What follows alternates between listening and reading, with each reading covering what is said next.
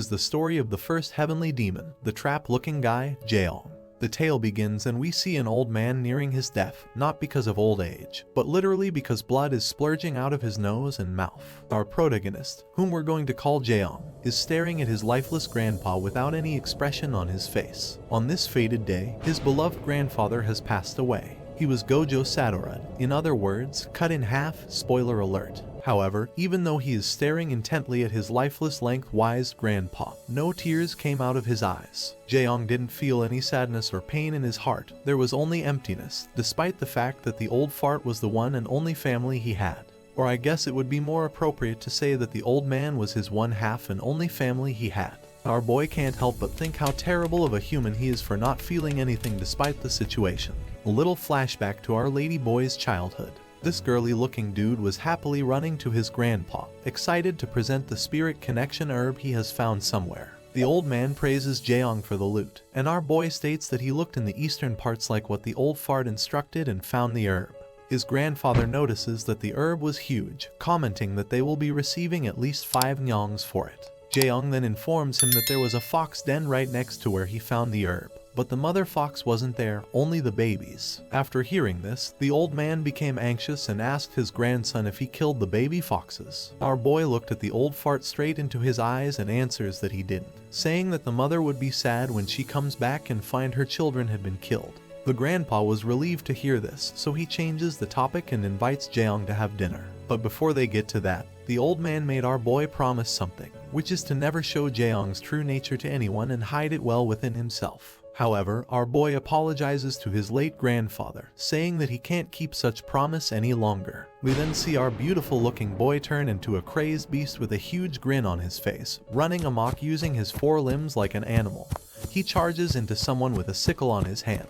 Some other time in Jingyang County, we see a carriage filled with prisoners of sorts. They are paraded in front of the people while being transported into another place. All the citizens gathered to take a look at the filthy criminals to throw insult and scoffs at them, condemning the captured bandits. The people then notice another carriage carrying our boy, and they became curious as to why would a lone criminal gets to have a special treatment and solo a whole carriage to himself. A wandering samurai-looking old man is observing through a window, looking at our captured boy. He sips his tea and remarks that the young man in the carriage looks like the same age as his young master. His companion then joins him and states that they should underestimate the criminal just because he is young, commenting that he might be the worst out of all the prisoners. The guy with the hat agrees, saying that it must be the reason why he has a whole carriage for himself. The fat-looking dude then orders a drink and tells his companion that he's probably not scared despite the possible terrible criminal's presence since he is part of the Murim. However, the man with the yellow robe states that even if his companion belongs to the Murim, he'd still be surprised once he learns how many people our boy has killed with only a farming side. It was so bad that the people started branding him as the Scythe Killer Demon. Despite this intimidating facts about the young prisoner, the Murim dude was unfazed, saying that in the end of the day, it was just murder, nothing special. Chubby man here then asks what errand is the other guy doing right now. The man states that he is out to hire someone young, someone who has nobody cares for even if that person dies. Meanwhile, we see our boy getting stoned on the head while being transported. People throw things at him, cussing and mocking him, saying that he deserves more than the divine punishment for all the atrocities he had done.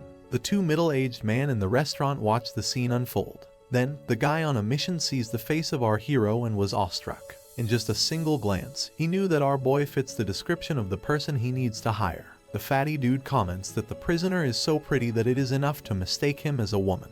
He can't even imagine how horrible it is to be killed by someone with that pretty face. The other man then abruptly stands up and states that he no longer have any requests for his companion. The lone Murim man then gets down the stairs and takes his leave, leaving the other man confused. As he is walking down the streets, aware of our boy's presence, he thinks to himself, he found the one he is searching for. Indeed, Cheon perfectly fits the description of someone young that no one cares about. Later that night in the inner castle of Jingyang County, the Golden Jade Hall, we see our hero locked up, guarded by 2 soldiers armed with spears. Cheon thinks to himself that he was too rash in his actions. As it turns out, our boy confronted a menacing man with lots of scars in his face. Let's call him Scarface for now. Scarface grabbed hold of our boy, surprised that a mere kid was the one following them. The reason why our hero wasn't able to defeat Scarface is because the man is a monster. It wasn't just his skills, he is a literal monster which gives him incredible strength along with his abilities. Our boy laments at the fact that even though he finally managed to track down the people responsible for his grandfather's gruesome death, he wasn't able to exact revenge because he got defeated before he could even do anything. Jaeong knows that even if he is to fight the man again, the result will just be the same. He'll just be choked the hell out. As of now, our boy cannot see himself winning against the man no matter what he imagines. So, he thinks that the only way for him to defeat the monster is to learn martial arts. With a resolute gaze on his face, despite the blood and injuries he has sustained, he wonders if he will be able to win against Scarface if he learns martial arts. But the question of will he ever get the chance to meet the man again still exists. He might not see the assailant ever again given his current circumstances. As our boy is pondering, he notices a smoke slowly creeping into his cell, making him wonder if there is a fire nearby. However, as he sniffs the smoke and assesses it better, he could tell all the ingredients that makes up the smoke. According to our boy, he could smell the combination of lizard's tail, purple parsnip, valerian root, and birthroot in the smoke, which when all combined turns into a sleep aroma. Looks like Jaeong's sense of smell is no joke. It is as he said, all the guards and other prisoners fell asleep after inhaling the aroma. And so, since he wasn't affected by the aroma, our boy pretended to be asleep. Then, the mysterious man from earlier enters his cell and unchains our boy. As he was undoing the chains, he was surprised to see the pretty-faced criminal staring right into his soul, taking him aback. Before the man could even react, Jaeong delivers a solid knee to the stomach, stunning the man for a while, giving him time to run away. Our boy sprinted out as fast as he could. He doesn't know what exactly is happening, but he won't let this chance go to waste. According to him, he wasn't affected by the sleep aroma because of how bad the herbs were combined. Suddenly, as things was looking just fine, our boy was halted from his advances. The mysterious man poked his puncture points in a blink of an eye, effective rendering our boy immobile. Jaeong was surprised by the unexpected attack, but at the same time, he was amused by its effect, wondering if it was the power of martial arts. The man then strikes him, sending him flying into the wall. Our boy takes a good look at the man's appearance. The man is knowledgeable in martial arts just like the person who beat him before. He wondered if this is the exact same guy who killed his pops, but after closer inspection, they might look the same, but this man has no scar on his face. A mysterious person then abruptly enters the room, revealing that the guard's name is Cam. The mysterious guy asks Cam if the person they are looking for is our hero. Cam then scolds his young master, ordering him to wait outside. However, he was cut off by the brat, saying that he always wanted to see the inside of a prison, but he comments that the smell is bad. Well, if you really want to be in a prison, feel free to switch with our boy. The young master then orders Cam to prop our boy up so that he can take a better look on his face. This command was immediately followed by the loyal guard. He roughly pulls our boy's hair up, forcing the beaten young man to sit properly. The young master then lets out a loud chuckle, commenting that our boy does indeed look a lot like him. The mysterious young man then removes the veil on his face, shocking Jaeong. As it turns out, the veil was hiding a face uncannily similar to our hero. From the color and length of their hair, the glow of their eyes, and the pretty face that looks like a woman, the two both share the same characteristics. The young master smiles at his luck. He didn't expect someone who looked exactly like him will appear just in time he needs most. Meanwhile, our boy is left speechless from all these unexpected things happening one after the other. The young master then takes his seat and voiced out our hero's current situation. It is revealed that Jaeong is on death row, to be punished within 2 days. Still brimming with confusion, our hero looks at the young master in the eye and confirms it. This then prompts the spoiled brat to brag a little, saying that life is too unfair. He comments that they might have been born with the exact same face, however, their lives couldn't be more far apart. He is a young master, while our hero is a death row inmate. Our boy didn't respond to his provocation, as he knows that the arrogant kid is just stating the facts. The young master then tells our hero that he will give him a chance to become the third young master of the great Mok Sword Manor, a chance to be a stand-in for the young master himself, Mok Jong-woon. A fire is lit in our hero's fading hope after hearing this. Mok Jong-woon continues his explanation. The life that our hero will have to stand in is quite simple. He will be cooped up in a manor with delicious food, pretty servants, and a comfortable bed. He will be able to enjoy all the things a petty Jaeong never had the privilege of so far. Once all that is over, Jaeong will receive plenty of money so that he can go wherever he wants as a free man. The bodyguard Cam then pulls out an oddly looking pill and prompts our boy to eat it if he will be willing to jump into the plan. Jaeyoung stares at the pill and asks if it is poison. In response, the guard states that they won't just blindly trust a death row prisoner. So, to answer our boy's question, yes, it is indeed a poison. The guard then states that he will give him the antidote once they accomplish the task that was given to him. With all that said, Cam puts the pill right into our boy's face and asks what he will do. Jaeyoung then thinks of his grandfather, telling him that he is given a second chance in life. And without any hesitation, our pretty boy opened his mouth and gobbled the poison pill, thinking that this will be his ticket for revenge. As he swallows the pill, Mok Jong-woon smiles with satisfaction, knowing that he has gotten what he wants. Our boy then turns to the two, making sure that he will be granted the second chance in life, showing that he has indeed swallowed the pill. The young master approves of our hero's decision, calling it a wise choice. He then tells guard Cam to undo the pressure point seal and remove Jaeyoung's handcuffs so he can move freely, to which the guard complies instantly. In a blink of an eye, the skillful guard taps our boy's chest like he's playing Fruit Ninja on a smartphone. Then, he unlocks the cuff that was holding Jaeyoung's hands. Guard Cam then prompts both Jaeyoung and Jeonwoon to follow him as he will lead them back to their manor. Still doubtful to his look-alike, the young master orders our boy to walk ahead of him, making sure that the man won't run away. The guard checks the surrounding for nearby patrols. After making sure that they are on the clear, he tells the two to follow him. However, as he turns around, he sees his young master's head spun in a degree that's not supposed to be twisted to. Our lunatic hero has just killed Mok Jong-woon by twisting his head to the back, breaking his neck. Of course, guard Cam was furious. He charges towards our hero, but Jaeyoung just tossed the lifeless corpse of the young master to the ground, shocking the guard. Our boy then talks to Cam, asking what are they supposed to do now. With a crazed expression on his face, Jaeyoung states that the fake, pertaining to the real Mok Jong-woon, is now dead. We go back to the time before our hero, who was branded as the slaughtering scythe demon, was arrested. It was supposed to be a normal night, when suddenly, screams are heard and people started to panic. Jaeyoung is seen holding the decapitated head of a man, thinking to himself that the havoc he is wrecking right now is fun. Everyone tried to run away and flee from the scythe-wielding maniac. Our hero is driven by revenge. He happily murdered everyone and anyone whom he thought is related to his grandfather's death. The emotion he very vividly felt while killing dozens of people was joy. Even though he is out for revenge, the bloodlust and joy that our hero found in killing people is unreasonable. This turned out to be what his grandfather was talking about when he told our hero to never let his true nature come out. As he tosses the head into the ground like a ball, our hero wonders what kind of expression was he making as he was taking away the lives of others. He looks at his bloodied hands, then realized what he has just done. Our boy began trembling like a Nokia phone on vibrate mode. He ponders if this is the true nature that his old pops was referring to. While he is battling the demons inside him, our hero stumbles upon a man, pleading for mercy. Our hero then thinks if this murderous persona that he is demonstrating is really his true nature. However, he stopped contemplating about it and decided to just continue slaughtering civilians for now. Suddenly, as he was about to decapitate the poor man, our lunatic boy was given a much-deserved kick to his midsection.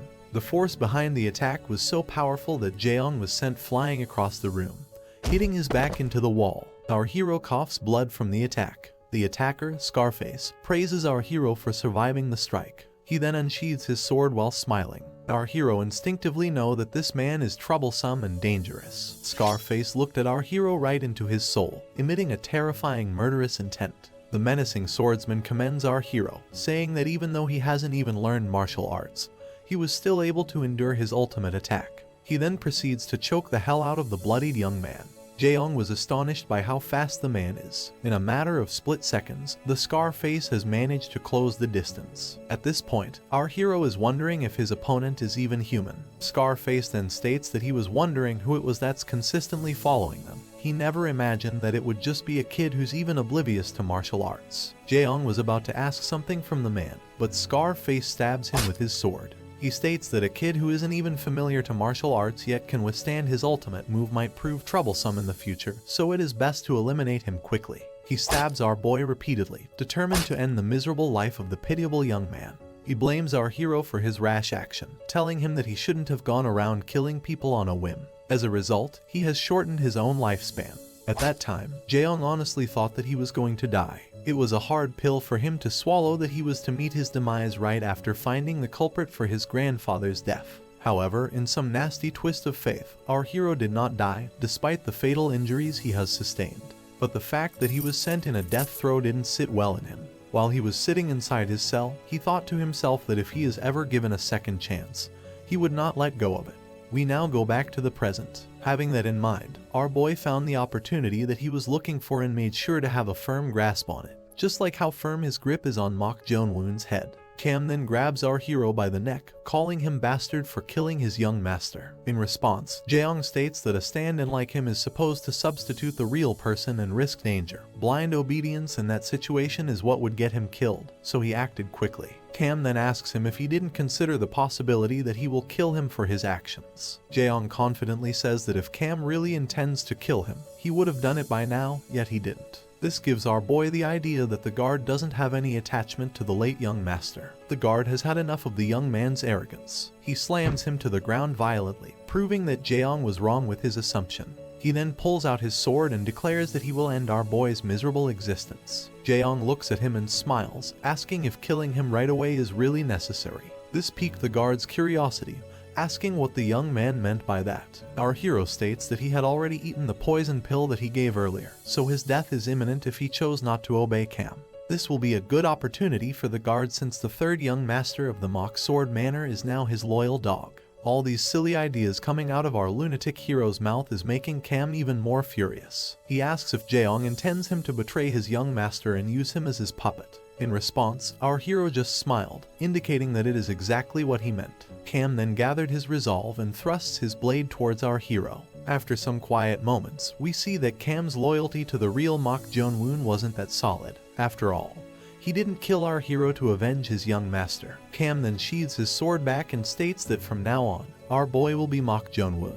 Hearing this, our crazy protagonist can't help but smile maniacally. He has secured the second chance that he has been waiting for. The scene then shifts to the Mock Sword Manor. We see our hero and his now bodyguard, Cam, dressing up. Cam reminds Jaeong that he will not be meeting any of the people of the Mock Sword Manor. He states that our hero is in no position to complain, for he chose to be a mere puppet instead of complying, as a proper stand-in for the real Mok Jong-woon. The guard gives him a stern warning that if their cover gets blown, Jaeong will not receive the antidote for the poison.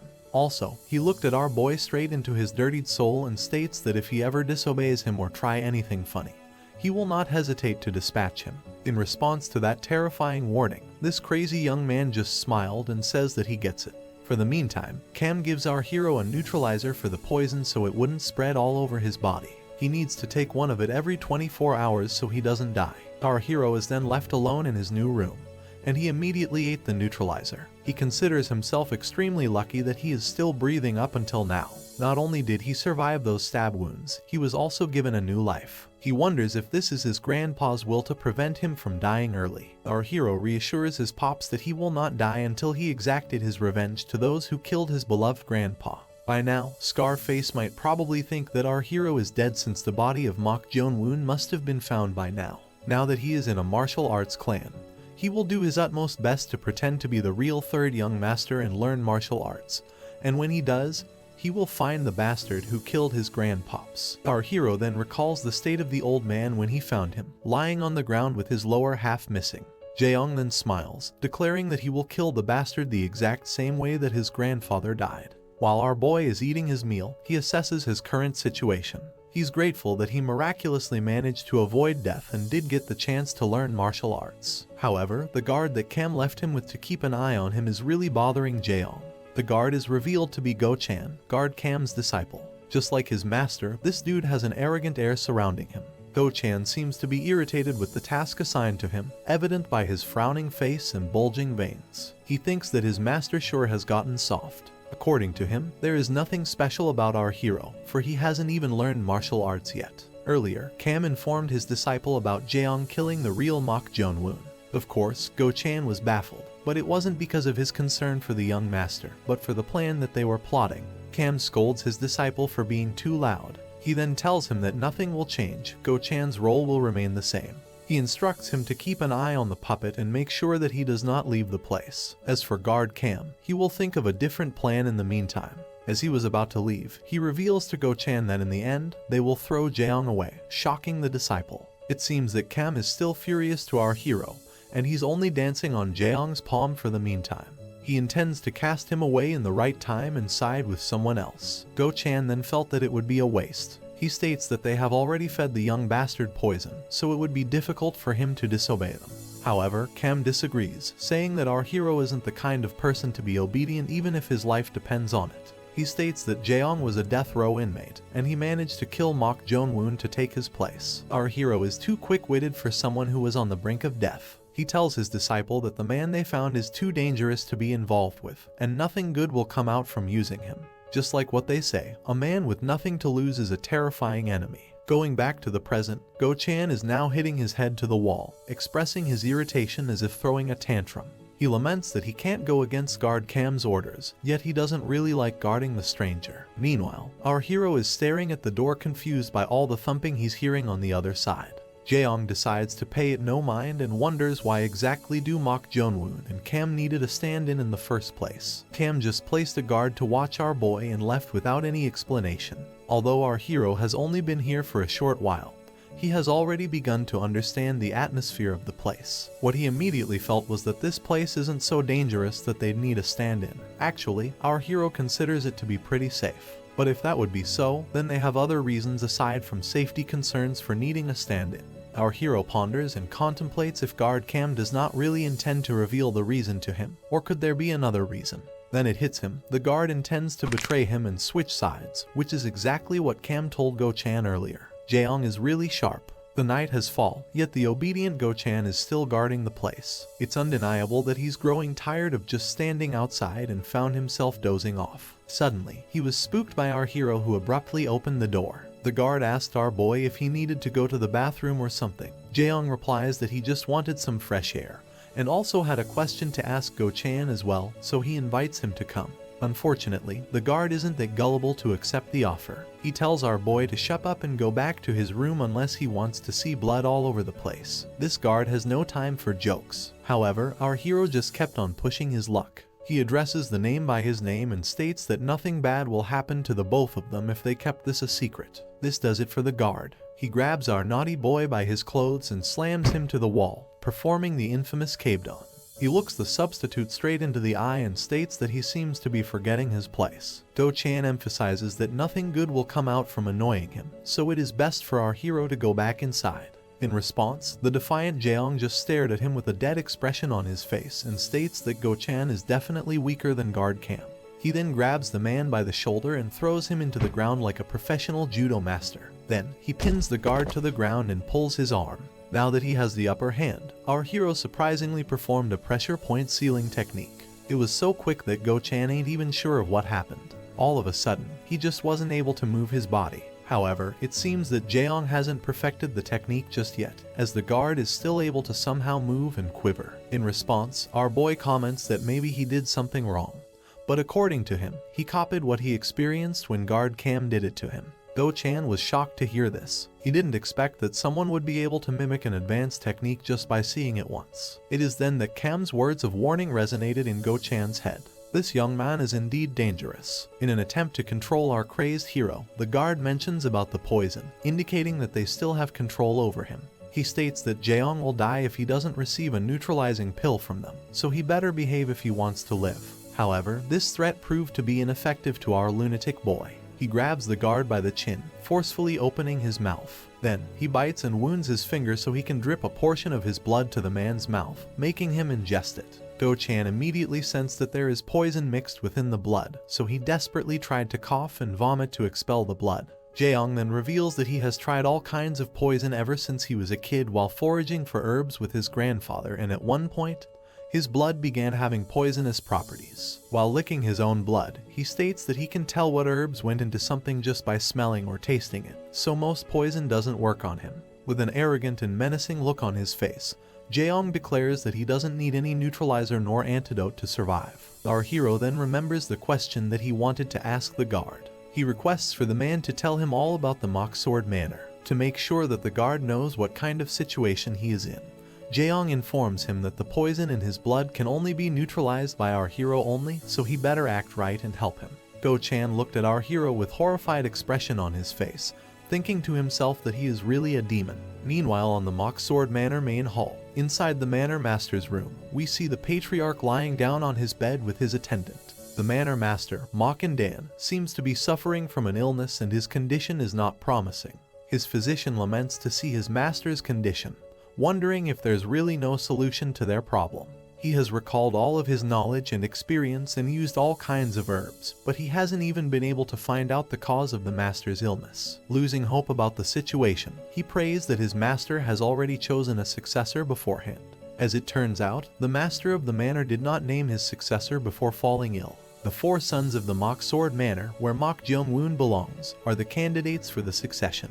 Because of the patriarch's silence about his successor, the whole manor is in a state of what people usually call the calm before the storm. If the master of the clan dies, then undoubtedly, the 4 brothers will spill blood amongst themselves to try and obtain the position as the head of the family for themselves. The first wife of the master is especially loving of the first son. Who knows what she will do to secure the position for him. Speaking of the devil, the manor master's first wife, Lady Seok, arrives at the scene in the pretense of checking for the master's health and condition. The physician humbly greets the round-faced chick. However, his kind gesture was received fairly, and the Seok reiterated that she wants to know her husband's condition. The physician apologizes, saying that his knowledge is lacking. He did everything he could to figure out a suitable treatment for the master, yet nothing is proving to be effective. At the very least, he can only call the patriarch's illness as something very strange. Lady Seok sighs. Regrettably, this report is what she had expected. Everyone calls it a mystery illness that they cannot explain, so this forced the first wife to try betting on the shamanistic arts. The physician was baffled upon hearing this. He tries to dissuade Seok, saying that shamanism is nothing more than a false belief. Then, the terrifying lady looks at him, asking if she should just sit still and watch her husband succumb to his illness without exhausting all of the options. She then orders her attendants to escort the physician out of the room. She has already called in a shaman who deals with such unidentified illness, so she no longer requires the assistance of the old man. Lady Seok declares that they will have the shaman deal with the manor master's illness, so they are not to let anyone into the main hall until their business is finished. All of these events are all explained in details by Go-chan to our hero. It seems like the man has become obedient to our boy after seeing how crazy he actually is. Jaeyoung buys all these and stands up, prompting the guard to come with him. Confused, Go-chan asks where they will go. To answer his question, our hero smirks and states that they are going to see the master of the manor. As they were heading out, Guard Go finally reveals the reason why Jong-woon and Guard Cam needed a stand-in.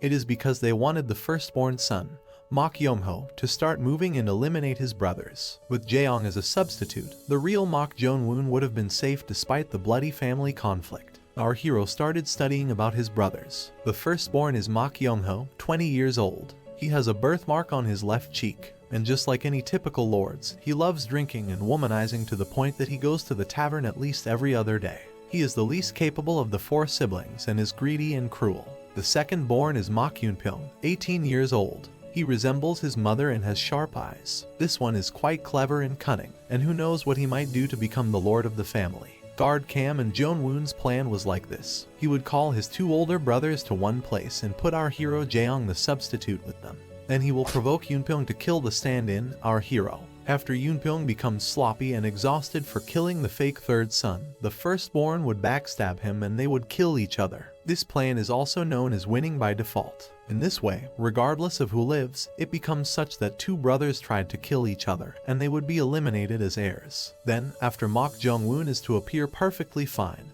he would easily gain the upper hand. Our boy commends the third young master, saying that he indeed used his brain.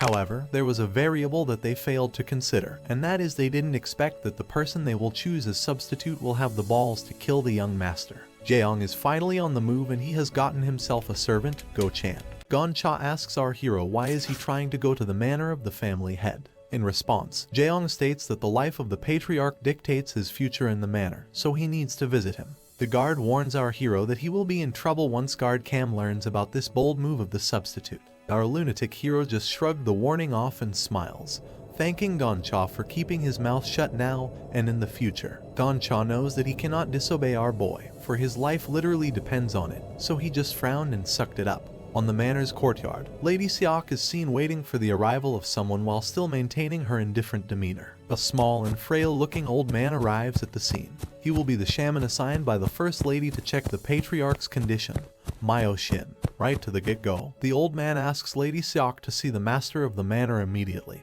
indicating that he means business. The reason Myo is particularly chosen is because the First Lady has been hearing that the shaman Myo is miraculous in performing his arts, so she decided to trust him just once, gambling and hoping for the best. Myo thanks the First Lady for the flattery, then gets straight to the point. He states that the longer the mysterious illness lasts, the more the patriarch's condition will worsen, so he prompts that they start the treatment immediately. He instructs Seok to command everyone to stay away from the main building for 30 paces, otherwise, they will bring bad luck and will interfere with the process. Lady Seok informs him that she has already taken the initiative to do that. They are the only ones left within the proximity. However, Myo tells her that Lady Seok is included when he says everyone, urging the First Lady to take her leave as well. It would seem that the flat-nosed baby powdered-faced lady has instructed something sinister to the shaman, reminding him about it before stepping away. As it turns out, Myo was instructed about the Master's Seal and the secret manual's information,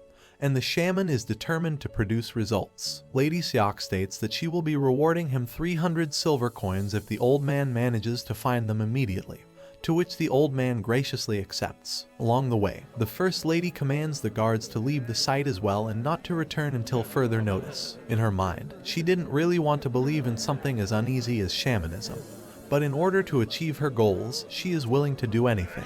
As she's walking, she sees someone who immediately repulsed her and put her in a bad mood.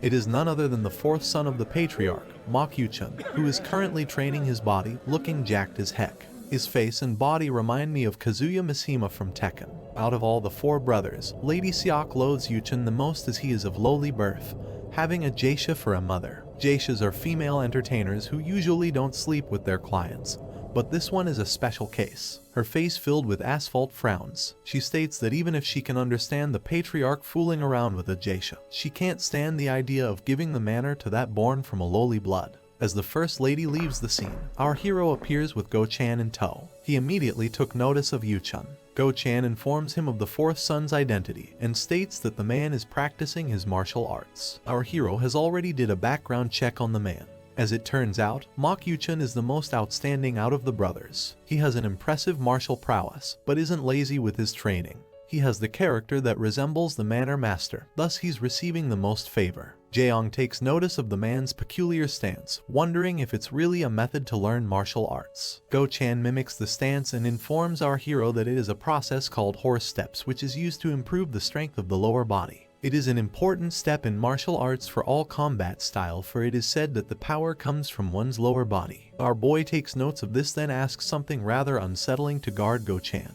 With a very serious tone of voice, he questions the man if he will be able to kill guard Cam if he learns martial arts. This unexpected inquiry naturally shocked the guard. However, it seems like our hero isn't fooling around with his question. He reiterates it while looking at the guard dead in the eyes. Go-chan is clearly taken aback. He couldn't find the words to tell our boy. He wonders if Jaeong has figured out that they were planning to abandon him. He already knew that our boy is somewhat clever, but he didn't expect that he will figure them out so quickly. Naturally, he doesn't want to answer our boy's query, but at the moment, he is inclined to do so. He informs Jaeong that the basics of martial arts can be considered internal training. This statement made Jaeong curious. Go-chan elaborates that internal training is akin to breathing. It is a method that uses tugunaksen to purify nature's energy and gather kai. Once you accumulate inner kai, you will get stronger. However, inner kai is not something one can gather in just a day or two. Even if someone learns martial arts, it will be difficult to beat a first-class martial artist like Guard Kim at the moment. This is because the man has 30 more years of inner kai than our boy, or so Go-chan claims. Adding to that, the training that Cam is undergoing is excellent to say the least. Determined, Jaeong realized that it will be difficult to kill Cam for a short period of time, but there is a slim possibility in the future. On the other hand, Go-chan might seemingly affirms our hero's notion, but deep in his thoughts, he believes that there is no way a criminal like Jaeong would be able to stand a ground against Cam in his entire lifetime. There's a period of time to do internal training. One needs to begin at 5 to 9 years old to train their inner kai, and if they don't, impure energy will stack. So, no matter what our boy does, under normal circumstances, it will be hard for him to gather inner Kai. Guard Go firmly believes that someone who is almost an adult like our boy will never be able to collect inner Kai even if he starts training now. Imaging the hardship and futile efforts that our hero will go through in hopes of achieving martial prowess is making the guard giddy, almost wanting to laugh. Jaeong notices this and pulls his face down, commenting that the guard's eyes sure look greedy, making him want to poke them out. After threatening the guard, our lunatic boy proceeds to invite him as his personal lackey, as if he didn't just make a comment about poking his eyes out. Whether it's sincere or just out of fear, Go-chan accepts our hero's request with a sigh. Our boy then ponders if it's really impossible to kill guard Cam. This troubles Jaeong so much because Cam is a loose end. He doesn't see him taking our hero's side. His contemplation was interrupted by the guard, advising our boy to quickly take his leave, incurring our boy's curiosity. Go-chan reveals that Mok Yu-chan isn't really fond of the real Mok Jong-woon. Jaeong asks why. The guard reveals the former third young master's embarrassing secret to Jaeong, saying that the real Jong-woon called Yu-chan's mom a bitch 2 years ago, and he went home completely beaten up. Finding such history interesting, our hero laughs, commenting that the youngest brother is quite good-natured. Guard Go-chan is confused as to why Jaeong would say this, to which the latter answers that Yu-chan still left Jong-woon's forelimbs intact even after such disrespectful remark. The guard paid no mind to our hero's laughter and just urges him to leave quickly so that they can avoid unnecessary troubles, to which our hero agrees. On the other hand, despite their noisiness, Yu-chan continued his training vigorously, making a face as if he's currently shitting his pants. Later in the evening, several red strings decorated with coins are tied all across the patriarch's room. We see old man Mayo about to start his ritual to the unconscious man. After some mystical procedures, purple veins started appearing on the master's body, and they all focus at the center of the marks, right on the master's chest. The shaman thought these were just signs of addiction, but there is undeniable murderous energy enveloping the unconscious man. He comments that if the patriarch is a normal person, he would have already passed away from all the murderous energy engulfing him. But the fact that he's still alive up until now amazes the old man. The patriarch is indeed a formidable martial artist. Still, the curse has been left on for too long, worsening the master's condition. The possibility of survival after the treatment is only around 50%. Mayo started preparing his tools. Whether the master survives or not is none of his concern. He is just to do what he was instructed to do. He dips his brush into a red ink and begins scribing something on his paper while chanting some mantra, seemingly invoking some spells. The talisman flies towards the patriarch's chest, targeting the spot where the dark auras converges. The talisman began glowing in a bright golden aura. Then the shaman started to pour his energy into it, praying that the illness will go away. He then began chanting another mantra and started making hand signals. Unfortunately, it would seem that the murderous energy is stronger than he had anticipated. The golden light was engulfed by the purple darkness, but the old man wouldn't give up. He casted enlightenment on the paper, determined to finish off the curse. The patriarch then opened his eyes, seemingly struggling and writhing in agony. This only proves that the shaman's method is actually working, as the curse is fighting back. In an unexpected turn of events, the shaman's concentration was broken by a sudden intrusion. The string he tied on one of the doors snapped as the door opens. The old man panics and turns around, wondering who in the world would interrupt such important ritual. As Mayo's attention was shifted elsewhere, his battle against the curse took an unfortunate turn. The intense murderous energy began emitting out of the patriarch's body uncontrollably, sending the shaman flying into the air from the force. The old man lands on the feet of certain someone. He quickly gets up and proceeds to ask the name of the shameless individual, who turned out to be our boy. Jaeong casually strolled inside the room, seemingly oblivious to the grievous act he has just committed. He approached the unconscious man and puts his hands together, trying to give proper respect to the master of the manor. This dude is really giving a casual greetings to a dying man. Our hero really has some screw loose in his head. The shaman furiously commands them to leave the room immediately, wondering if the first lady failed to warn them from entering. However, guard Go-chan fights back, saying that the old man has no power to kick them out. Mayo reveals that he was trying to control the mysterious illness of the patriarch, but because of their intrusion, the murderous energy has spiraled out of control. At this rate, the master's condition will severely worsen. The old man is losing his shit as of the moment, trying to convince these hard-headed visitor to quickly leave. Suddenly, a large gulping sound is heard in the room. Judging by the shocked expression on Hiro's face, the gulping sound came from the master, indicating that there's something going on with him. The The patriarch then opened his eyes, but his pupils are not that of a human's, more of a demon or beast. He then began acting strangely, as if being possessed by an unknown entity, making gestures that the person who is bedridden wouldn't normally do. It would seem that the murderous energy has overtaken the Manor Master's body. Seeing that the situation has escalated too far, Mayo, instead of shooing away the two, asks for their help. He instructs them to hold the master down and prevent him from breaking the strings. While the two are absorbing the instruction given to them, the patriarch began floating into the air, screaming like a wild beast. Jaeyoung and Go-chan realized what they have to do. They both grabbed the Manor Master's arms, holding him back while the shaman puts the talisman on his forehead. He then started chanting his mantra to combat the curse. The effect of the shaman's method is visibly apparent as the master started screaming. Due to the extreme pain, the Manor Master grabbed Go-chan's arm and squeezes it really hard. He then twists it, causing unimaginable pain to the guard, making him tear up. After a while, the master lied down, but the curse is still fighting back. Mayo warns the two to be careful, as they might get infected by the curse if it moves into them. The sinister-looking energy started crawling from the patriarch into Go-chan's arm. But as the curse was about to infect the poor guard, our hero steps in and chops the hand of the Manor Master off, saving guard Go-chan. Both the shaman and the guard was taken by surprise by our hero's quick action, while Jaeyoung himself felt nothing from severing the head of the manor's arm. Our boy then notices that the cursed energy is traveling back towards the master's body, so he took preventive measures and cuts off the remaining arm where the curse is currently at. Go-chan tried to stop him but ultimately fails as our blood-crazed hero is in a frenzy. Now, although the curse is still attached to the Manor Master's arm, the arm itself isn't. The shaman quickly placed a talisman on the severed arm and purified it, while the guard swiftly tends to the master's wound, preventing him from bleeding to death. The shaman laments for failing his duty. Although they have successfully removed the curse, the patriarch has lost his arm. Mayo decides that it would be best to get out and leave the crime scene before anyone finds out. But as he was about to stand up, our hero points his sword at him, preventing him from standing up.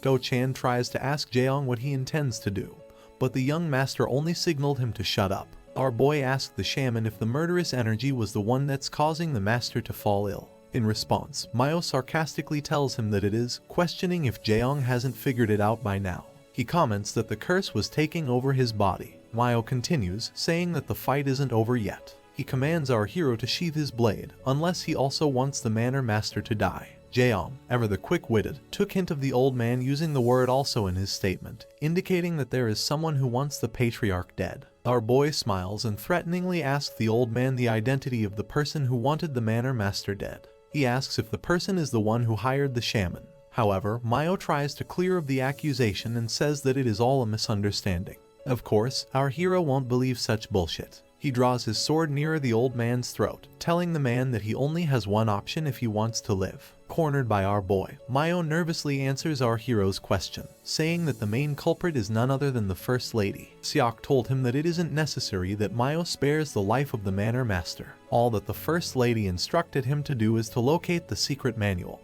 and the Manor Master's seal using the evil spirit. Despite his question being answered, Jaeyoung has absolutely no idea what are the secret manual and the Manor Master's seal are. Go-chan, on the other hand, realized the gravity of the situation and on how close the First Lady was to fulfilling her plans. If that happened, then it would have been a guaranteed victory for the first son to inherit the manor. The guard then tells our hero that they must save the Manor Master quickly, expressing urgency on his facial expression. In Go-chan's mind, he has to prevent the first son from becoming the Manor Master. He tries to convince our hero to follow along, saying that the First Lady will try to kill our hero if the patriarch dies. Jaeyoung ponders about it for a while and agrees to the guard, saying that he has indeed interrupted the First Lady's plans. Desperate to save his own butt, the old man tells our hero that he can save the Manor Master, and will definitely do it no matter what. However, Jaeyoung orders the shaman not to, confusing Mayo. Rather than saving the master of the manor's life, our crazy boy is more interested with Lady Seok's goal.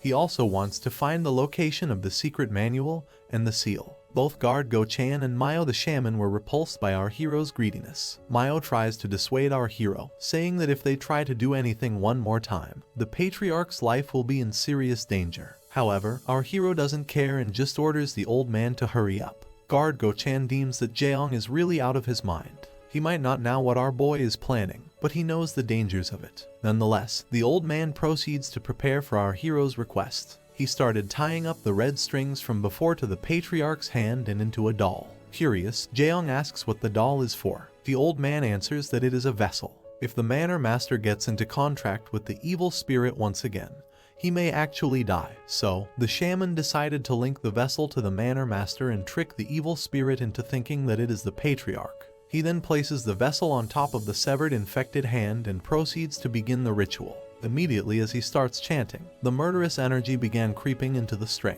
Then suddenly, a terrifying looking hand grows from the severed arm and grabs hold of the vessel. At the same time, the patriarch started shouting once again, seemingly in pain. But this time, there are no markings of the murderous energy on his body. Go-chan and Jaeyoung paid close attention to the method. They are very intrigued by shamanism. The evil hand grasped the vessel tightly, almost breaking it up.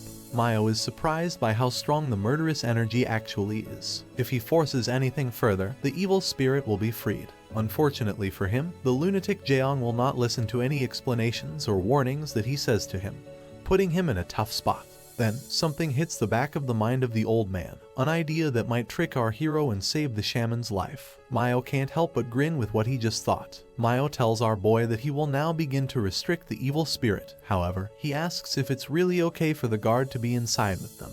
He might be able to hear the secret information. Hearing this, Go-chan takes his cue and leaves the room. He knows that it would be indeed strange for him to listen in.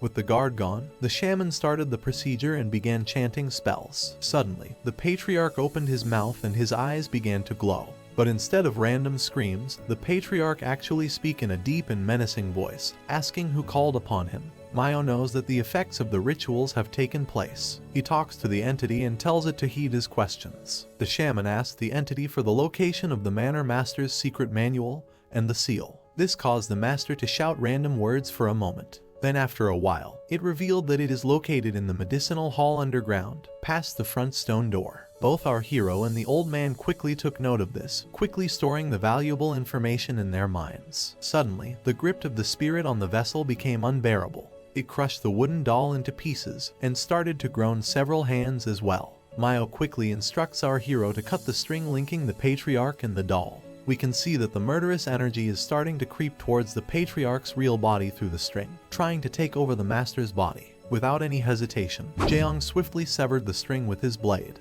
However, the emergence of the evil spirit didn't end there. Rather than targeting the patriarch, the evil spirit shifted its goal to our hero. The sinister hands began holding our hero's foot, steadily working its way up.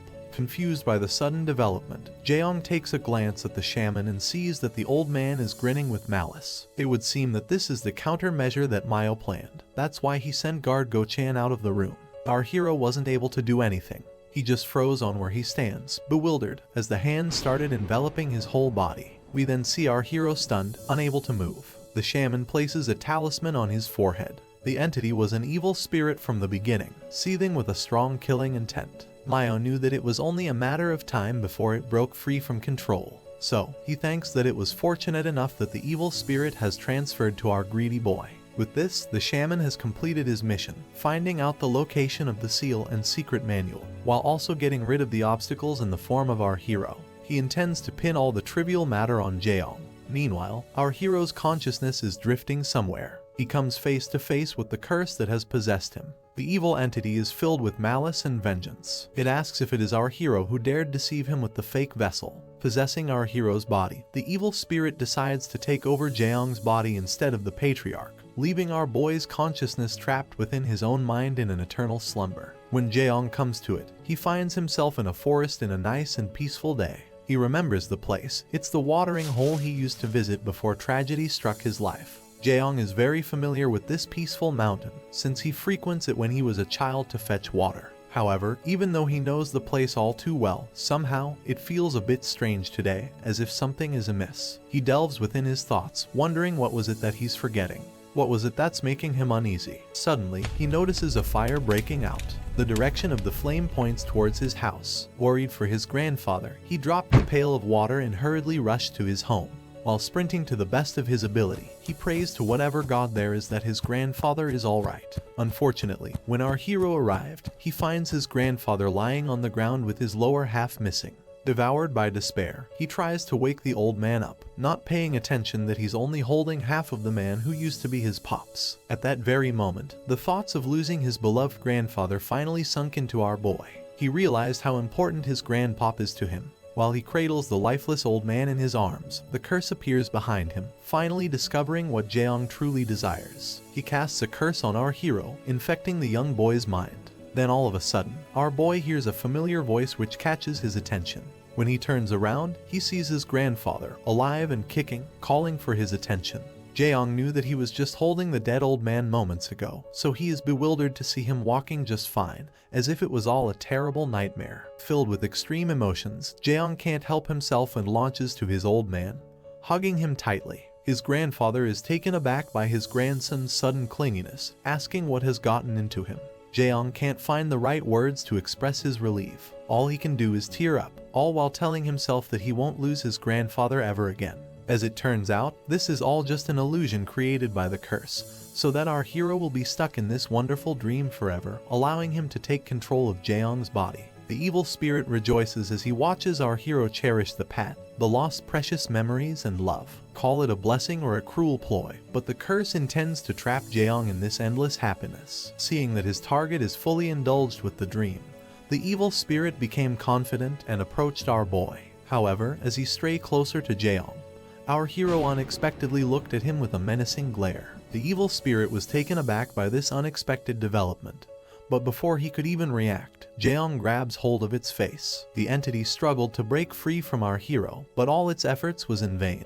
Absolutely pissed, our hero gradually applied pressure to his grip, saying that thanks to the spirit's antics, he recalled unpleasant memories. The evil spirit contemplates how in the hell could our hero see him, but the bloodthirsty Jaeong is only busy in eliminating it. He loathes the fact that the evil entity played around with his deceased grandfather. He informs the spirit that it has calculated something very incorrectly. If it wanted to show him happiness, it would have been better to play a scenario of Jaeong exacting his revenge to the killers. Maybe by doing that, he would have successfully trapped him. Nothing would delight this blood-crazed young man than ripping apart the culprit for his grandfather's death. As the evil spirit gazes on our hero's eyes, it can see the dangerous primal desire of the young man, the feeling of pure killing intent. According to the evil spirit, such emotion is so dangerous that even a spirit of the dead would avoid acquiring.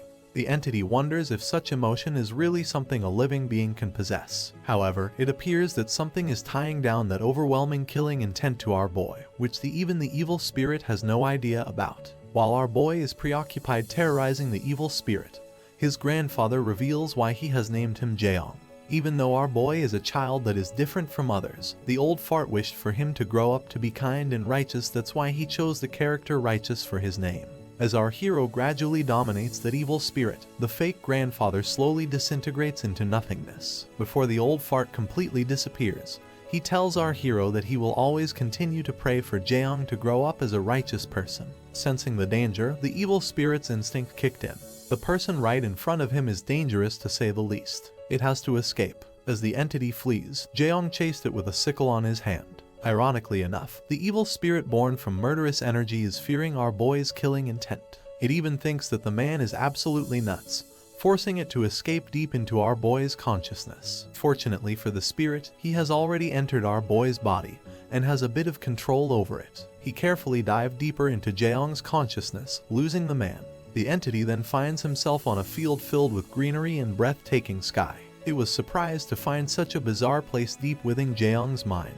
It then notices a lone door standing in the middle of the field. There is a seal on the door, preventing anyone from opening it. The evil spirit wonders if our hero's memories are sealed inside the door. The entity decides to pry open the door, thinking that diving deeper into our boy's consciousness would allow him to take full control of his body. However, before it could even touch the knob, an overwhelming energy enveloped him, freezing him in place. Jaeong is reversely taking over the evil spirit, taking the entity by surprise. The dark energy started to devour the evil spirit. It desperately struggles to escape, but our hero's clutches are impregnable. Not before long, Jaeong's darkness completely swallowed the evil spirit, sending it to the void that is hiding within our boy. In that moment, our hero comes back to reality. A sudden burst of powerful energy emits from his body, alerting the shaman. Mayo cannot believe his eyes from what he is witnessing. Something like this event is unprecedented.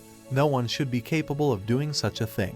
Even the powerful patriarch succumbed to the evil spirit, yet our boy who doesn't even know martial arts escaped in a matter of moments. Jaeyoung slowly stands up, looking completely fine. Then, from within his shadows, an unknown entity appears. A powerful demonic monk manifested from our hero's darkness, swearing allegiance to our boy. Some other time, we see Hang Myungin, one of the swords of the Mok Manor, contemplating something. Manor Master Mok Dan. The young master was a true hero that the Myungin looked up to. He always thought that the master could never do wrong. His ties to his master started 19 years ago when he was subjugating some pirates. At that time, Myungin was a famous martial artist in the area. The Manor Lord and him worked together to subjugate the pirates, fighting side by side. Afterwards, he became the inner Manor Master and pledged loyalty to Indan. Never had he imagined that things would turn out like this. He recalls the words of the First Lady. She asked Myungin if he really believed that a lowly child is suitable to become the Manor Master of the Mok Sword Manor. If he is to answer honestly, no one is more suitable than the fourth prince, since he has the mind and the prowess of the Lord of the Manor. But earlier, he was instructed by Lady Seok to vacate the premise until the shaman finishes the shamanism to locate both the seal and the secret manual.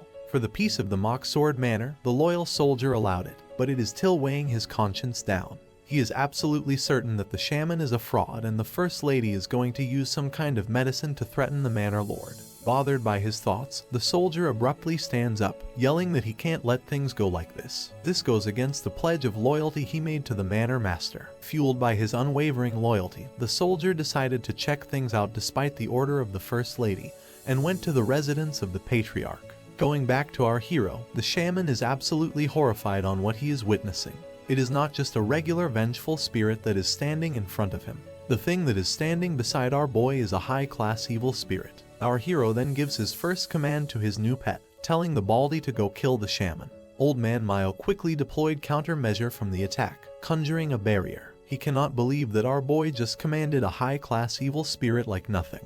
While he is engaging in a contest of strength with the spirit, the shaman wonders why would such a powerful entity obey a normal person. Unfortunately for him, he wasn't able to ponder with the thoughts for long as the evil spirit won their clash. The shaman was sent flying backwards from the impact, and the evil spirit looked at him with a menacing smile on its face, as if looking at an ant. Desperate to live, Old Man Mayo quickly grabs a decorative sword on the side, warning the entity not to come any closer. However, such meaningless threats are ineffective to a high-class evil spirit. It continued its advance, sending shivers to the old man's frail spine. As it grabs Mayo, the shaman pleads our hero for mercy, swearing allegiance if he spares him. But as expected of our bloodthirsty boy, he declined the offer, telling the old man that he doesn't need him. Mayo asks if he is angry because he tricked him, but Jaeyoung states that it's not it. The reason why he is dispatching the old man is because he learned about the location of the secret manual and the seal, so he must be silenced. Desperate to live, Mayo struggled until the very end, scratching the floor in a futile attempt to escape the monster's grasp. As the evil spirit devours him, it dawned the old man that our boy was intending on killing him right from the start. With the shaman gone, our hero casually went to fetch guard Go-chan as if nothing happened. As they enter the room, the guard is absolutely horrified by the sight of the shaman, brutally beaten to death. Jaeyoung tells him to save questions for later. For now, he wants the guard to carry the corpse out. Meanwhile, our boy picks up a sword, starts swinging it, all while thinking of making up a believable story. According to Jaeyoung, the events went like this. The shaman went crazy and started swining his sword around, even going as far as cutting the Manor Lord's arms. Go-chan and Jaeyoung stumbled upon the scene and put a stop to it. The guard asks our hero if he intends to hide the truth, which our hero naturally said yes, asking if there is something wrong with that. Go-chan thinks that our boy's story is full of lapses, making it unbelievable. The First Lady wouldn't buy such bullshit. Jaeyoung realizes this as well, so he comes up with a plan that will make his story more believable. Jaeyoung stabs his leg to make it look like he struggled against the crazy shaman, making his story believable. Guard Go-chan almost soiled his pants from our hero's crazy action. Who in their right mind would come up with such a thing? After tossing the sword into the floor, our hero, with his bloodied hand, asks Go-chan if this will make his claims a bit more credible. The guard is feeling mixed disgust and admiration to our hero's determination. Never would have he imagined that he would intentionally stab his own leg and injure himself for his cause. Concerned for Jaeyoung, the guard offers to take care of the bleeding and tend it. However, Jaeong refuses and tells him to leave it as is, for it will be easier to convince people about the story once they see his pale face. At this point, there is only one thing on Go Chan's mind: never make an enemy out of our boy, for he is truly terrifying. Suddenly, the door busts open. Myungin is absolutely baffled by the chaotic sight inside the Manor Lord's room. He sees the shaman groveling near the Makan Dan, the Manor Lord. The loyal soldier became enraged, asking what the hell are they doing inside the master's room. Both Go Chan and our boy quickly jumped up to try and explain the situation, saying that it is all a misunderstanding. Jaeong limps towards the swordsman, prompting him to take a look at the master's condition first. Our hero then falls to the ground after losing too much blood, shocking the soldier and the guard. Myungin shifts his anger to the only person conscious in the room, Go Chan, demanding to know what happened. Guard Go Chan takes a quick glimpse at our crazy boy and sees that the man is smiling. He immediately realizes that Jaeong is only feigning his collapse, but he can't rattle it out to Myungin for they will both be in trouble. The scene then shifts to the Mocksword Manor Medicinal Hall. There, we see our hero resting after the commotion. The smell of herbs and medicine is an absolute treat for his nose. He recalled the location that the Manor Lord revealed earlier, and was thankful that he was placed near it to recuperate from his injuries. The place is still busy and fuzzing with people, so Jaeong decides to start his search by nightfall. Later on, Guard Go Chan enters the room with his arm on a bandage. Instead of a greeting, Jaeong scolds him for being late. The guard pulls out a couple of books from his pocket, revealing that they are the texts that Jaeong asked him to procure from the shaman.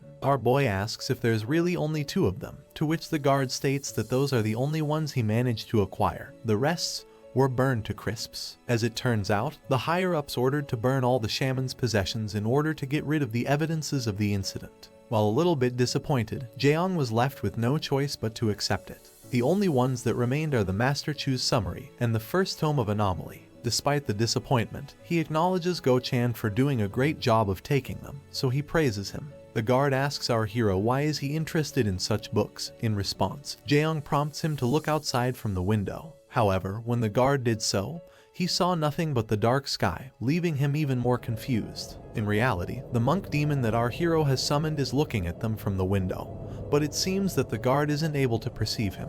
Jaeong tells the guard that it is exactly why he wants to learn about shamanism. Such enigmatic statement passed by the guard's understanding. Suddenly, they both hear a commotion from the outside. The person in charge for guarding our boy's room is having trouble shooing away an unexpected visitor. The first lady then comes barging in the room, looking at our boy with a stern expression on her face. With her face full of white cement, she gazes down at our hero and declares that they need to have a conversation. Jaeong seems to have no idea who the lady is, so he just stared at her with a blank expression on his face. Then, Guard Go Chan immediately offered his respects, addressing the woman as the first lady and greeting her accordingly. Our hero then quickly caught up the situation. The Snow White in front of him is none other than the first wife from the Martial Seok clan, Lady Seok. As it turns out, Guard Cam listed her as the #1 person of interest. She is from a martial clan, and her martial arts are first-rate. He said that she was especially clever. Jaeong recalls the warning of Cam, telling him that Seok should be the #1 person he should be wary of. So, our boy bowed before her and greeted her with respect. However, he begs for her forgiveness, saying that he won't be able to get out of the bed due to his leg's condition. Both Go Chan and our hero are waiting the First Lady's response, but she sure is taking a while to speak. Then, in an unexpected turn of events, he smacks Jaeong's injured leg. The guard and Jaeong were shocked from the madam's action, wondering what the hell has just gotten into her. Go Chan tries to jump into our hero's rescue and was about to restrain the First Lady, but he was halted by a sword drawn near his neck by the First Lady's lackey. Lady Seok chuckles, saying that it would appear that the third young master is really hurt. Then, her demeanor changed, revealing that she knew the injury was caused by Jaeong himself. She taunts our boy, saying that the testimony he gave was quite convincing. However, there is one thing that Jaeong missed. A skilled shaman would never be possessed by a spirit during a ritual. To make matter worse, according to Jaeong's story, Mayo ran amok after being possessed, which is most unbelievable. She then slaps the hell out of our boy, expressing her anger at him for trying to make her look like a fool. From the force of the impact, our hero flew across the room, landing at the other side of the bed. While maintaining her composure and authoritative demeanor, Lady Seok asks our hero for the truth. While bleeding, our hero chuckles for a bit, shocking everyone in the room. Then, that meek chuckle transformed into a burst of laughter, making the First Lady wonder if the third young master has completely lost it. As it turns out, the reason why our boy is laughing is because he has ordered something to his demonic summon. The monk then dashes towards the lady, but it only brushed past her. Lady Seok turns around, confused what thing went through her body. Suddenly, one of her attendants was lifted into the air while being choked by the demon. But the people aren't able to see the actual monster. Lady Seok then quickly realizes that this exact phenomenon is what killed the shaman Mayo. Our hero then creeps behind the distressed first lady. He mentions that he knows about the secret manual and seal. Meanwhile, the people inside the room are panicking about what is happening to Soa, the lady being choked in the air. Jaeong then tells Seok that she should have approached him for a negotiation instead of threatening him. Now, because of her arrogance, she blew her chances to have our hero on her side. Jaeong states that he doesn't really intend on being the Manor Master, but since the First Lady provoked him, he absolutely won't allow Seok's son to be the Lord. He wonders if he will support the second son on his campaign, or better yet, he will give the secret manual and seal to the fourth young master as a way to make up with their bad blood. After hearing Jaeong mentioning the fourth young master whom she absolutely despises, her ugly face turned even uglier. Our boy walks around her, saying that she isn't the only one who has the upper hand. Defeated, Lady Seok falls into the bed, agonizing by the unexpected turn of events. Later on, at the Blessing Flower Hall where Lady Seok is residing, the First Lady is throwing furniture around like a toddler throwing a tantrum. She is absolutely enraged after being embarrassed by our boy, and her attendant is having a hard time consoling her. She states that there is no way she can be calm in this kind of situation, for some bastard reaped the fruit of her labors. Lady Seok began contemplating her actions. She feels stupid for letting her guard down, expecting that the third young master will budge with a little threat. She wonders when the hell did the timid boy change so drastically. Then the idea of the Jongwoon faking everything struck her mind. Now that she thinks about it, others have always praised Jongwoon for being smart, but after his mother died, the family on his mother's side began to lose influence. She wonders if that is what caused the third young master to change so much in order to protect himself. Lady Seok laments at the fact that she miscalculated everything and let her guard down.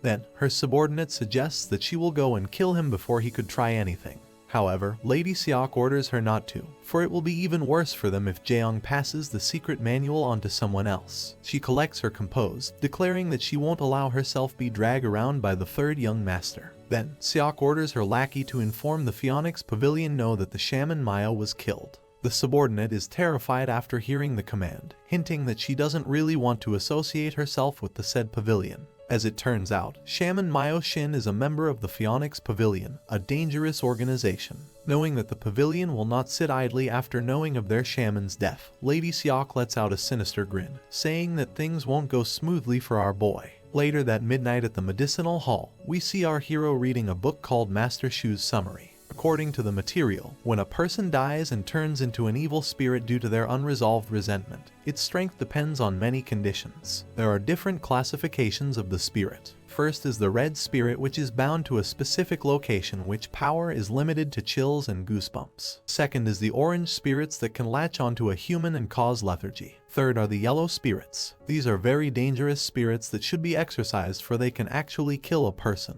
just like the demonic monk. It seems that our boy ordered the monk to find the location of the seal. The demon is useful for finding doorways to the underground and for scouting. However, even if the demonic monk was a yellow spirit, its power still didn't work on Lady Seok. But when our hero tested it on guard Go-chan, the monster was able to subdue the guard. This would only mean that Lady Seok is a higher martial artist compared to guard Go-chan, maybe at the same level of guard Cam. Realizing that his pet spirit will not work against both guard Cam and Lady Seok, our hero became interested on the spirits even higher than the yellow ones, the fourth category, the green spirit. It is an evil spirit that has existed for decades and has the ability to control its surrounding environment and cause hallucinations. They are considered to be very dangerous and must be exorcised at all costs. Jaeong closes the book and decides that it is time for him to procure the seal and the secret manual. Our boy proceeds to descend the underground area, equipped only with a torch lamp on his hand.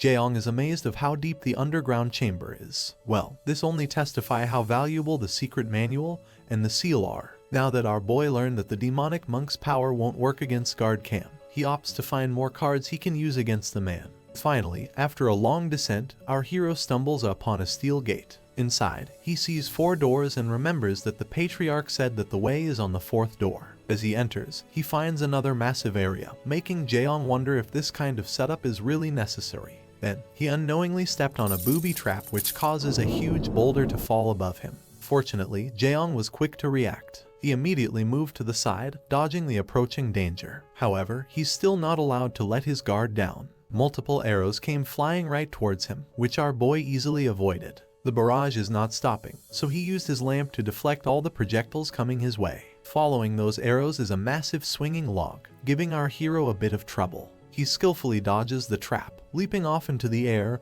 and narrowly avoiding it. He wonders if the secret manual and the seal are really that valuable to set up this kind of meticulous traps, or is there something even more important inside? After some time of dodge and avoiding lethal landmines, Cheon finally reached the place he is looking for. He didn't expect the place to be made of wood since it's underground. Plus, it is all symmetrical and well built. As he observes the place better, it's apparent that someone lived there, making him wonder if there is a person who is using it as a training ground.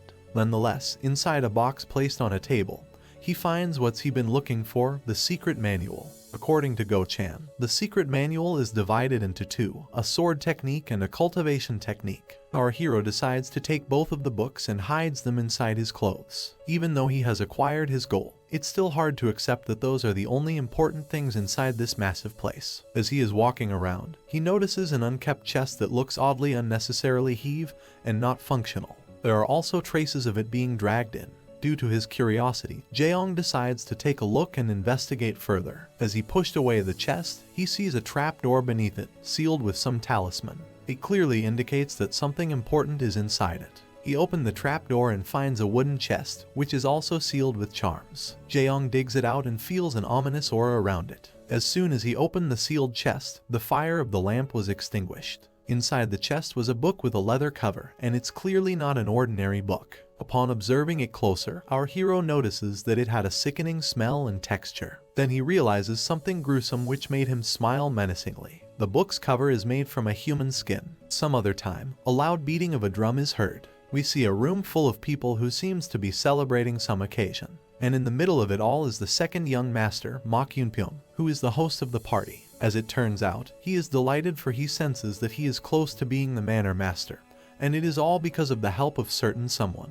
His mystery backer turns out to be guard Cam. The second young master greets the guard with open arms, welcoming him to his side. In response, Cam bows to Yoonpyong, expressing his loyalty towards him. The second young master reveals that the party they are conducting right now is to celebrate guard Cam's arrival to their side, which made Cam feel honored. After the grand celebration, the musicians exited the venue and the people went on their own ways. Yoonpyong converses with guard Cam, asking if the news about Jungwoon losing his martial abilities is true. Guard Cam took a moment to contemplate. It is indeed true that the real Jungwoon is dead, and the fake has not learned any martial arts yet, so technically, the news is correct. Furthermore, he has no intention of revealing that the current third young master is a fake, for it will be more dangerous for him if it gets out that he failed to protect the young master. He finally answers Yoonpyong's inquiry, affirming the credibility of the news. He states that Master Mok Jungwoon can no longer use martial arts at all at the moment. In his mind, he would love to decapitate our boy in order to show his loyalty to the second son.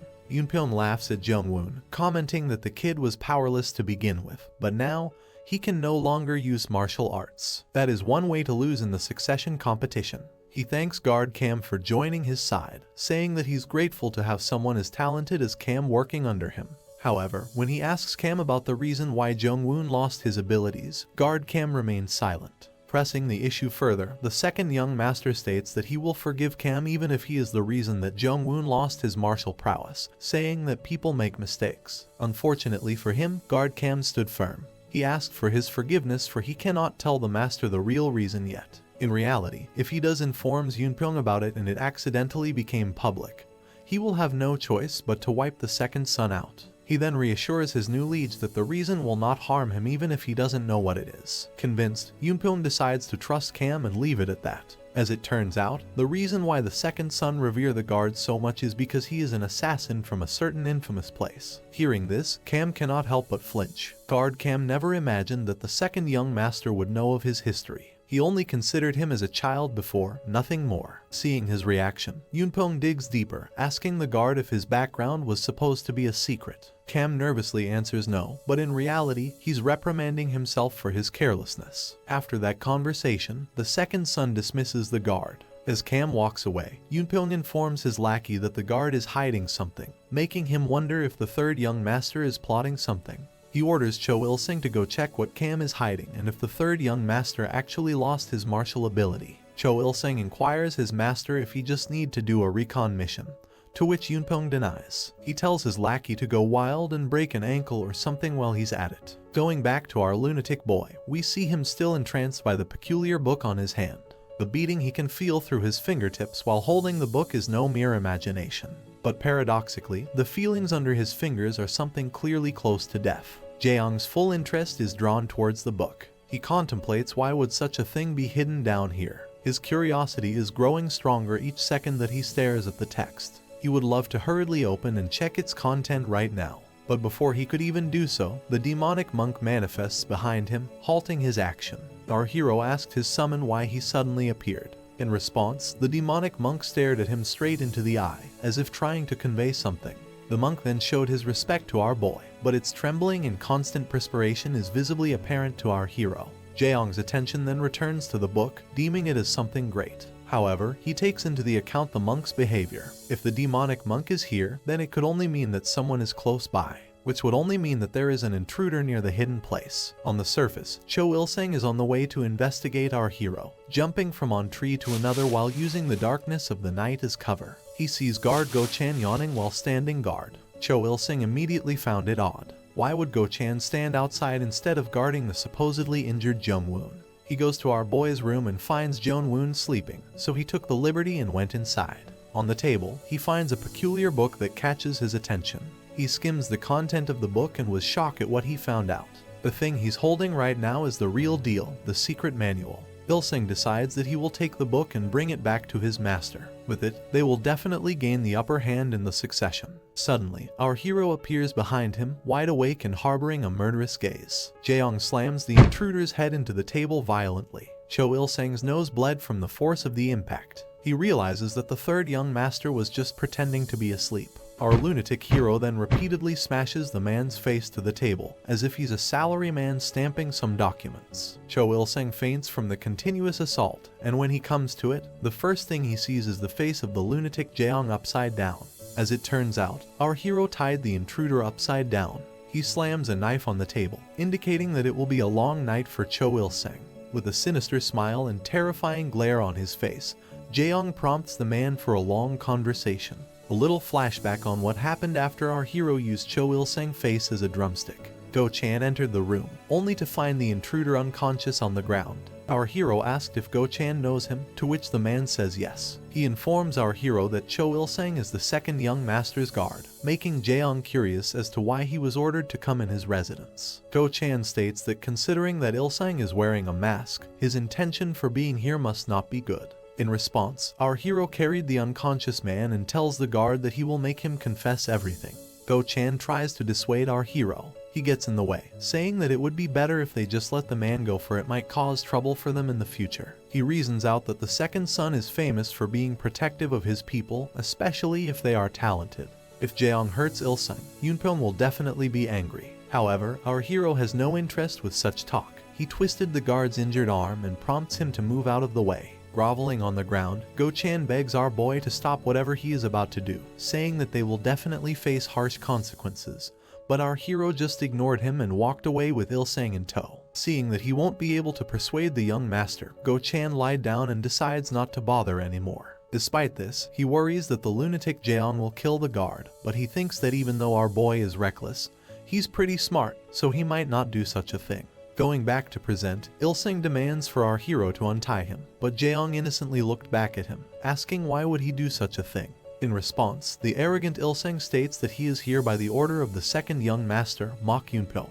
He threatens our hero for the repercussions of confining him. Furthermore, he demands that Jaeyoung hand over the secret manual to him, then he will make sure that the second young master spare his miserable life. Unfortunately for him, Jaeyoung is already aware of their antics, so threats will no longer work on him.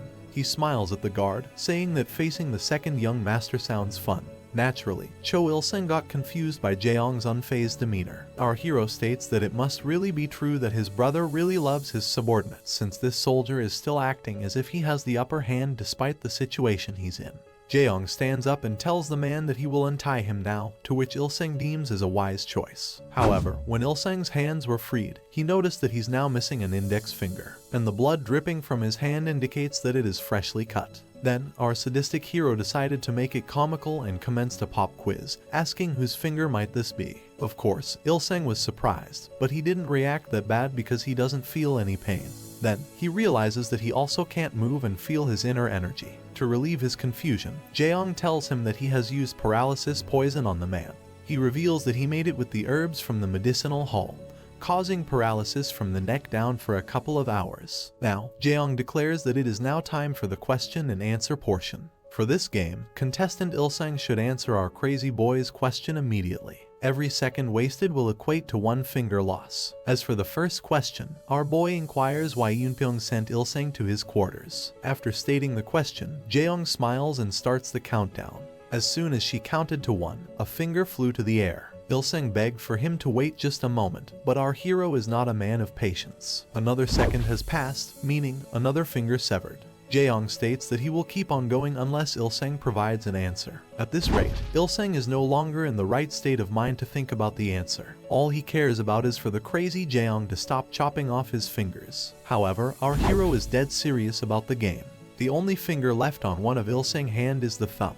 At this point, the man is practically begging and crying. Finally, seeing that the third young master is incapable of mercy, Il-seng sang the truth. He states that the second young master ordered him to check on Jung-woon, our hero, if he really had lost his martial arts. The room became quiet for a moment as our hero analyzes the information he just discovered. All that can be heard is Il-seng's sobs and coughs. After pondering about it for a bit, our hero finally realizes what's going on. Guard Cam indeed switched sides faster than he has anticipated. For the next question, he asks if it was Guard Cam that revealed such information to them, to which Il-seng confirms. Our hero comments that Cam was pretty clever with his move, for he told half the truth without revealing his failures. Il-seng took note of our hero's calm expression despite learning the truth. He wonders if he has already anticipated Cam's betrayal. If so, Jung-woon is one smart kid. Il-seng now faces one huge trouble. Jaeong has no more questions to ask, indicating the end of the little game show. The man then realizes that now he's no longer needed.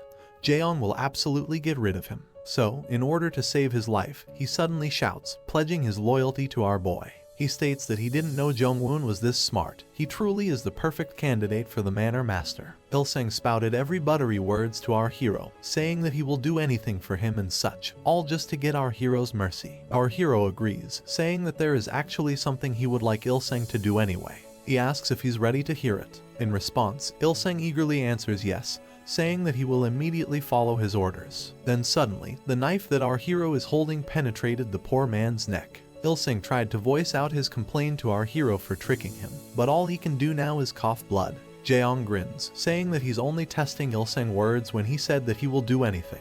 He slitted the intruder's throat, saying that he needs some of Il-seng's blood. As life slowly fades away from Il-seng, he curses our hero to the depth of his heart. He never thought that he would be killed by someone like Jung-woon. It turns out that our boy cannot open the sinister book that he found underground. It was mentioned in the Yin-Yang book that a seal for something evil is full of pure Kai, so pouring something impure on it will weaken its power. As such, Jaeong placed the book under Il-seng's corpse that is currently gushing out blood from the neck. After getting soaked with the poor victim's blood, the seal beads around the book began breaking until it completely detached from the book. Jaeong backed away slightly, expecting something to pop out from the text. Suddenly, the blood around the book began scattering towards the direction of our hero. After that, the crimson-red blood rose from the floor and enveloped the surrounding.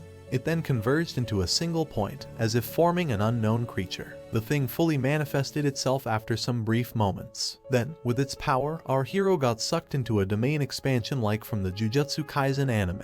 Right in front of Jaeong, a beautiful blonde-haired lady wearing a crimson-red veil emerged. Our boy was awestruck by the entity in front of him, but not for the reason we are thinking of. He realizes that this spirit doesn't belong to the first 4 categories mentioned earlier. It aligns with the 5th status of ghosts mentioned in the Yin-Yang school of thought, an azure ghost. Jaeong is delighted. He He considers himself lucky for encountering such a powerful spirit. However, the lady suddenly engulfed our hero with the blood liquid, forcing Jaeong into his knees. The astonishing beaut orders our boy to free his spirit and offer his soul to her. According to the scriptures, azure spirits are ancient, grudgeful spirit that has existed over a century. They are powerful enough to greatly influence a designated area, causing visual and auditory hallucinations to inflict pain. A minimum of 10 Taoists master are needed to exorcise such a being, making it extremely dangerous. After a few puff on her vape, the lady notices that our hero hasn't yet emptied his spirit, so she mocks him for being slow. Jaeong is contemplating about the things he learned from the book. He now realizes why it says that azure spirits are dangerous. Finding the situation interesting, our crazy boy smiles. It seems that he thought of something.